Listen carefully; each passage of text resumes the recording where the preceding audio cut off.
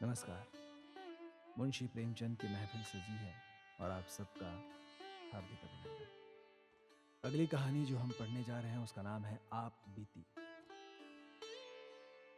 प्रायः अधिकांश साहित्य सेवियों के जीवन में एक ऐसा समय आता है जब पाठकगण उनके पास श्रद्धापूर्ण पत्र भेजने लगते हैं। कोई उनकी रचना शैली की प्रशंसा करता है, कोई उनके सद्विचारों पर मुग्ध हो जाता है। लेखक को भी कुछ दिनों से यह सौभाग्य प्राप्त है। ऐसे पत्रों को पढ़कर उसका हृदय कितना गदगद हो जाता है, इसे किसी साहित्य सेवी से ही पूछना चाहिए। अपने फटे कंबल पर बैठा हुआ वो गर्व और आत्मगौरव की लहरों में डूब जाता है। भूल जाता है कि रात को गीली लकड़ी से भोजन पकाने के कारण सिर में कितना दर्द हो रहा था। खटमलों और मच्छरों ने रात भर कैसे नींद हराम कर दी थी। मैं भी कुछ हूं, ये अहंकार उसे एक क्षण के लिए उन्मत्त बना देता है। पिछले साल सावन के महीने में मुझे एक ऐसा ही पत्र मिला। उसमें मेरी क्षुद्र रचनाओं की दिल खोल कर दाद दी गई थी। पत्र प्रेषक महोदय स्वयं एक अच्छे कवि थे। मैं उनकी कविताएं पत्रिकाओं में अक्सर देखा करता था। ये पत्र पढ़कर फूला न समाया। उसी वक्त जवाब लिखने बैठा। उस तरंग में जो कुछ लिख गया इस समय याद नहीं। हाँ, इतना जरूर याद है कि पत्र आदि से अंत तक प्रेम के उद्गारों से भरा हुआ था। मैंने कभी कविता नहीं की और न कोई गद्य काव्य ही लिखा, पर भाषा को जितना संवार सकता था उतना संवारा। यहां तक कि जब पत्र समाप्त करके दोबारा पढ़ा तो कविता का आनंद आया। सारा पत्र भाव लालित्य से परिपूर्ण था।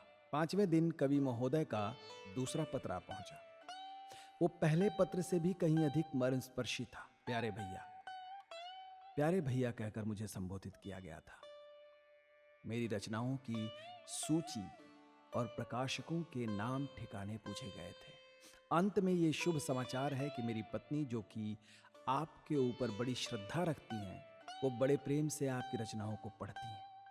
वही पूछ रही हैं कि आपका विवाह कहाँ हुआ है, आपकी संतानें कितनी हैं, तथा आपका कोई फोटो भी है तो कृपया भेज दीजिए।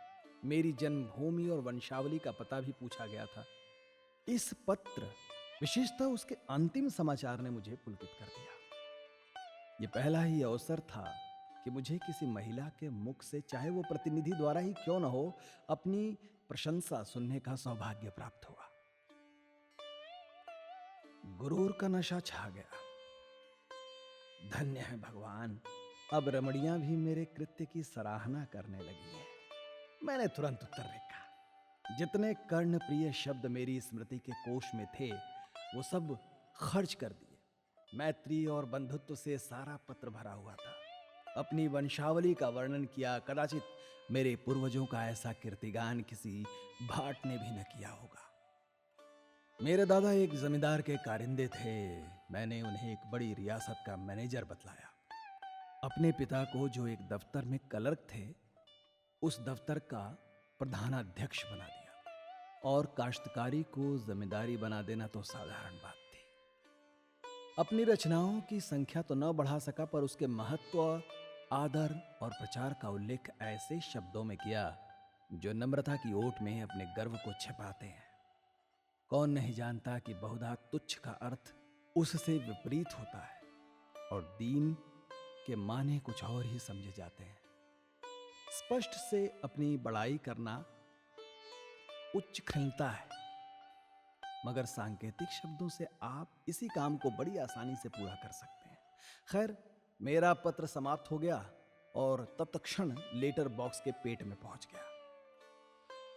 इसके बाद 2 सप्ताह तक कोई पत्र न आया। मैंने उस पत्र में अपनी गृहिणी की ओर से भी 2-4 समयोचित बातें लिखी थी। आशा थी घनिष्ठता और भी घनिष्ठ होगी। कहीं कविता में मेरी प्रशंसा हो जाए तो क्या पूछना, फिर तो साहित्य संसार में मैं, यानी कि मैं ही नजर आऊं। इस चुप्पी से कुछ निराशा होने लगी, लेकिन इस डर से कि कहीं कवि जी मुझे मतलबी अथवा सेंटिमेंटल न समझ लें, कोई पत्र न लिख सका। आश्विन का महीना था। तीसरा पहर। रामलीला की धूम मची हुई थी। मैं अपने एक मित्र के घर चला गया था। ताश की बाजी चल रही थी। सहसा एक महाशय मेरा नाम पूछते हुए आए और मेरे पास की कुर्सी पर बैठ गए। मेरा उनसे कभी परिचय न था। सोच रहा था ये कौन आदमी है और ये यहाँ कैसे आया, यार, लोग उन महाशय की ओर देखकर आपस में इशारेबाजियां कर रहे थे। उनके आकार प्रकार में कुछ नवीनता अवश्य थी। श्याम वर्ण, नाटा डील, मुख पर चेचक के दाग, नंगा सिर, बाल संवरे हुए, सिर्फ सादी कमीज, गले में फूलों की एक माला, पैर में फूल बूट और हाथ में एक मोटी सी पुस्तक। मैंने विस्मित होकर नाम पूछा। उत्तर मुझे मिला, उमापति नारायण कहते हैं। मैं उठकर उनके गले से लिपट गया। ये वही कवि महोदय थे जिनके कई प्रेम पत्र मुझे मिल चुके थे। कुशल समाचार पूछा, पान इलायची से खातिर की, फिर पूछा आपका आना कैसे हुआ। उन्होंने कहा मकान पर चलिए तो सब वृतांत कहूंगा। मैं आपके घर गया था, वहां मालूम हुआ आप यहाँ हैं, पूछता हुआ यहाँ चला आया। मैं उमापति जी के साथ घर चलने को उठ खड़ा हुआ। जब वो कमरे के बाहर निकल गए तो मेरे मित्र ने पूछा, ये कौन साहब है। मैंने कहा मेरे एक नए दोस्त हैं। मित्र ने कहा जरा इनसे होशियार रहिएगा, मुझे तो उचक्के से मालूम होते हैं। मैंने कहा आपका अनुमान गलत है। आप हमेशा आदमी को उसकी साज सज्जा से परखते हैं, पर मनुष्य कपड़ों में नहीं, हृदय में रहता है। मित्र ने कहा खैर ये रहस्य की बातें तो आप जाने, मैं आपको आगाह किए देता हूं। मैंने उसका कुछ जवाब नहीं दिया। उमापति जी के साथ घर पर आया, बाजार से भोजन मंगवाया, फिर बातें होने लगी। उन्होंने मुझे अपनी कई कविताएं सुनाई। स्वर बहुत सरस और मधुर था। कविताएं तो मेरी समझ में खाक ना आई, पर मैंने तारीफों के पुल बांध दिए। झूम झूम कर वो वाह करने लगा जैसे मुझसे बढ़कर कोई काव्य रसिक संसार में ना होगा। संध्या को हम रामलीला देखने लगे। लौट कर उन्हें फिर भोजन कराया। अब उन्होंने अपना वृतांत सुनाना शुरू किया। इस समय वो अपनी पत्नी को लेने के लिए कानपुर जा रहे हैं। उसका मकान कानपुर ही में है। उनका विचार है कि एक मासिक पत्रिका निकालें। उनकी कविताओं के लिए एक प्रकाशक 1,000 रुपया देता है, पर उनकी इच्छा तो ये है कि उन्हें पहले पत्रिका में क्रमशः निकालकर अपनी ही लागत से पुस्तककार छपवाएं। कानपुर में उनकी जमींदारी भी है, पर वो साहित्यिक जीवन व्यतीत करना चाहते हैं। जमींदारों से उन्हें घृणा है। उनकी स्त्री एक कन्या विद्यालय में प्रधानाध्यापिका है। आधी रात तक बातें होती रहीं। अब उनमें से अधिकांश याद नहीं है। हाँ, इतना याद है कि हम दोनों ने मिलकर अपने भावी जीवन का एक कार्यक्रम तैयार कर लिया था। मैं अपने भाग्य को सराहता था कि भगवान ने बैठे बैठाए ऐसा सच्चा मित्र भेज दिया। आधी रात बीत गई तो सोए। दूसरे दिन 8 बजे की गाड़ी से जाना था। मैं जब सोकर उठा तो 7 बज चुके थे। उमापति जी हाथ मुंह धोए तैयार बैठे थे। बोले अब आज्ञा दीजिए, लौटते समय इधर से ही आऊंगा। इस समय आपको कुछ कष्ट दे रहा हूं, क्षमा कीजिए। अब उन्होंने बातें बतानी शुरू की कि कल वो चले थे तो बड़े थके हुए थे, नींद नहीं आ रही थी, परेशान थे। ट्रेन में उनको झपकी आ गई और किसी ने उनकी कोट में से 50 रुपए निकाल लिए थे। उन्होंने मुझे कहा कि आप मुझे 50 रुपया दें, पत्नी को मैके से लेके आना है, कुछ कपड़े वगैरह ले आने पड़ेंगे, फिर ससुराल में सैकड़ों तरह के नेक जोग लगने हैं, कदम कदम पर रुपए खर्च होते हैं, न खर्च कीजिए तो हंसी है। मैं इधर से लौटूंगा तो देता हुआ जाऊंगा। मैं बड़े संकोच में पड़ गया। भैया, एक बार पहले भी धोखा खा चुका था। तुरंत भ्रम हुआ कहीं अब की बार वही दशा न हो। लेकिन शीघ्र ही मन के इस अविश्वास पर लज्जित हुआ। संसार में सभी मनुष्य एक से नहीं होते। ये बेचारे इतने सज्जन हैं, इस समय संकट में पड़ गए हैं और मिथ्या संदेह में पड़ा हुआ हूं। घर में आकर पत्नी से कहा तुम्हारे पास कुछ रुपए तो नहीं है। स्त्री ने कहा क्या करोगे।